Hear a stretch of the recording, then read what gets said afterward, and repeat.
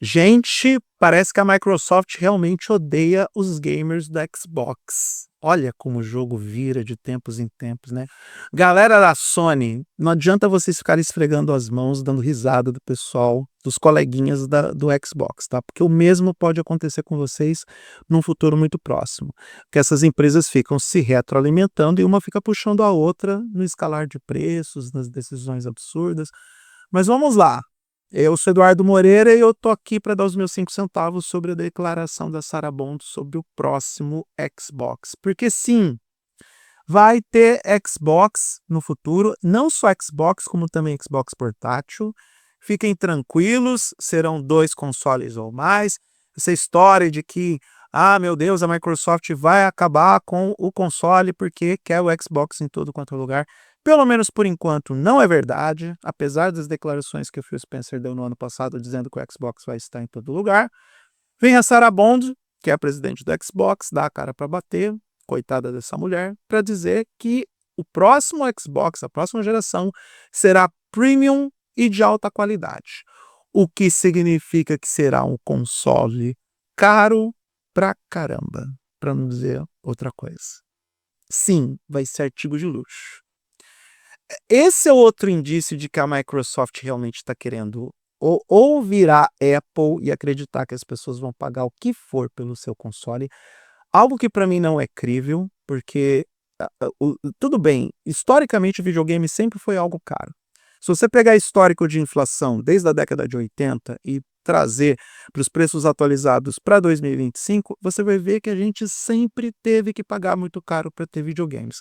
E aí a gente pede desculpas para os nossos pais e avós que faziam todos os sacrifícios econômicos apenas e tão somente para atender aos nossos desejos de ter entretenimento de alta tecnologia em casa. Porém, a gente chega num momento de nossas vidas que a gente faz uma avaliação de que não vale pagar tanto para ter esse entretenimento. Que a gente não pode pagar o que for apenas para jogar videogame. Muitos de nós já nos convencemos disso. Ainda mais a vida pós-crise sanitária global, aquela que a gente não pode mencionar o nome porque senão o YouTube despenca a visibilidade do vídeo. Depois desse período muito difícil de nossas vidas, nós entendemos que existe vida além das paredes do nosso apartamento, que é o que a gente mais quer. Viajar, namorar, fazer música, ir para a praia, enfim. O videogame é uma alternativa dentre tantas outras que nós temos na vida. E, olha, se tá difícil para o gamer médio pagar 80, 100 dólares por um jogo AAA, ou, no caso do brasileiro, pagar R$ 500 por um jogo do Mario, pagar, sei lá, R$ 5.000 num console de videogame, que dirá em um console de videogame premium e de alta qualidade. E ainda assim, dona Sarah Bond, alta qualidade é algo subjetivo. Muitos gamers da atual geração reclamam porque nunca receberam o Ray Tracing, nunca receberam o 4K 120 Hz de verdade nos dois consoles, tanto no PlayStation 5 quanto no Xbox Series X. Então, alta qualidade cai no subjetivo. Quando Microsoft e Sony vendem um monte de promessas que não são entregues para os usuários, é de se discutir ou de se desconfiar que as duas empresas ou não sabem o que significa alta qualidade ou vendem promessas que não podem cumprir.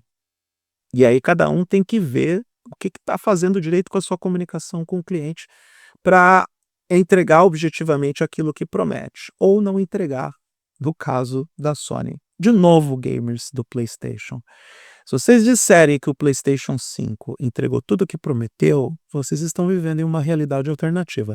É só olhar para a quantidade de jogos exclusivos para o PlayStation 5 que chegaram ao console, ou dos jogos que são exclusivos para o PlayStation que também chegaram para o PlayStation 4, e como o PlayStation 4 se supervalorizou em função disso, que aí vocês vão entender do que eu estou falando. Tanto que a Sony está, não digo forçando, porque afinal de contas, 12 anos de mercado, mas agora a Sony está forçando a descontinuidade, o fim de ciclo do PlayStation 4, também para impulsionar as vendas do PlayStation 5. Eu não sei, sinceramente, se o gamer da Microsoft precisa do Xbox Next Gen. Vou usar esse nome enquanto a gente não tem o nome oficial da empresa. Não sei se a gente precisa. Não sei se o gamer quer. Que dirá um console com preço de luxo? Que dirá um console com preço premium? Não é. Não é uma boa ideia. O próprio ROG Xbox Ally, custando a partir de $999 lá fora, não é uma boa ideia. Esse preço é criticado lá nos Estados Unidos, da mesma forma como o hipotético preço de 12, 14 mil reais, especulado aqui no Brasil, que a Microsoft teve que correr para desmentir. Na verdade, a Microsoft e a Asus fizeram esse comunicado. Eles tiveram que correr para desmentir essa informação, alegando que as unidades do Xbox Ally que foram identificadas com esse valor são unidades importadas, não são unidades comercializadas oficialmente pela Microsoft e pela Asus. Então, não cola essa coisa de você cobrar muito caro por algo que não exatamente é a primeira necessidade das pessoas. Já é difícil nesse momento você justificar a venda ou a compra, que seja, de um smartphone premium como um iPhone 17, um Samsung Galaxy S25 ou até mesmo os telefones dobráveis. E no caso dos smartphones dobráveis, ainda tem uma válvula de escape que é o tal do design diferenciado. E mesmo assim, alguns fabricantes, e pasmem, eu não acredito que eu estou falando da Motorola, já estão entendendo que é melhor começar a baratear os telefones dobráveis do que ficar com um monte de dispositivo encalhado e investir demais numa tecnologia que ainda é cara para não ter vazão ou escape de venda. O mesmo pode acontecer com esses consoles premium. Aliás, é meio surreal esse mundo dos videogames, porque a gente sabe que a atual geração de consoles, PlayStation 5 e Xbox Series X, ela é cara. Ela é cara para o brasileiro, cara para o norte-americano, para o europeu, ela é cara. E os preços, depois de tanto tempo, os preços não caíram. É uma geração que tem 5 anos de vida e não tem queda de preço. Significa que as pessoas estão pagando o que for por esses produtos? Porque se for isso, realmente a gente vive num mundo alternativo, a gente vive em Nárnia, porque não pode ser normal. O prazer em jogar videogame, a necessidade de ter esse entretenimento em casa, não pode ser a força motriz para você pagar o valor que for por um console de videogame. Isso, para mim, é fato. Quer dizer, é fato para a minha realidade prática. Porque eu tenho o Xbox Series S, mas eu não paguei mais do que R$ 2.000 nele.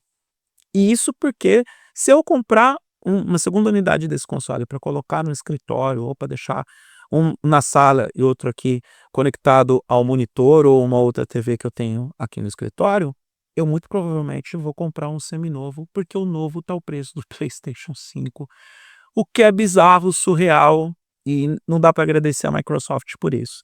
Essa é outra prova que a Microsoft odeia o público brasileiro. Por quê? Xbox Series S, preço do PlayStation 5. Fim da venda de mídia física no Brasil. Você não encontra mais com tanta facilidade. Se tem alguma unidade de jogo em mídia física no Brasil, corre para comprar porque são as últimas. O abandono do mercado brasileiro, já que o Brasil agora responde à Latinoamérica. Então, tudo isso é prova de que o Phil Spencer, aquele homem queixudo, tem algum problema com o Brasil de alguma forma. E aí vem a Sarah Bond mandando esse petardo, esse pequeno petardo de que o próximo Xbox vai ser premium. Eu acho que a gente, como gamer, a gente não precisa de um console premium nesse momento. Principalmente se ele vender um monte de promessas que ele não vai cumprir. A gente não precisa, boa parte não vai investir dinheiro, e mesmo com dúvidas se aquele que tem grana está pagando o que for para ter um console de videogame, não acho que é algo que o mercado vai suportar com tanta facilidade. Se a Sony repetir o movimento da Microsoft, vai criar um efeito de saturação. Nem mesmo a Nintendo, que lançou o Switch 2 bem mais caro do que o esperado, e tinha argumentos para isso, nem ela safou das porradas que levou. Não sei porquê, mas eu tô sentindo sabe aquela bolha estourando? Cinema foi mais ou menos a mesma coisa. Salas de cinema cobrando o que for por pipoca e refrigerante na Bomboniere, salas de baixa qualidade, experiência degradada. Os ingressos até eram acessíveis em alguns locais, mas de um modo geral, ir ao cinema é uma experiência cara, e o cinema hoje está com o pires na mão, e os estúdios de cinema hoje faturam menos do que os estúdios de videogames, que as desenvolvedoras de videogames. É engraçado como, ao que tudo indica, essa experiência está se repetindo agora. Não sei se vai ser proveitoso para Microsoft, Sony e Nintendo, mas o que eu sei é que para o gamer médio é mais uma punhalada no rim, porque no rim dói mais. Mais uma punhalada no rim do gamer. É claro que as pessoas não gostaram dessa declaração, e o tempo vai dizer se quem tem razão é o executivo ou aquele que paga com o dinheiro suado por esses produtos, se essa estratégia vai funcionar ou não. Eu particularmente acho que não, mas quem sou eu? Estou eu gravando vídeo quase de graça na internet para comentar sobre as falas um tanto quanto problemáticas dos executivos do mundo dos games.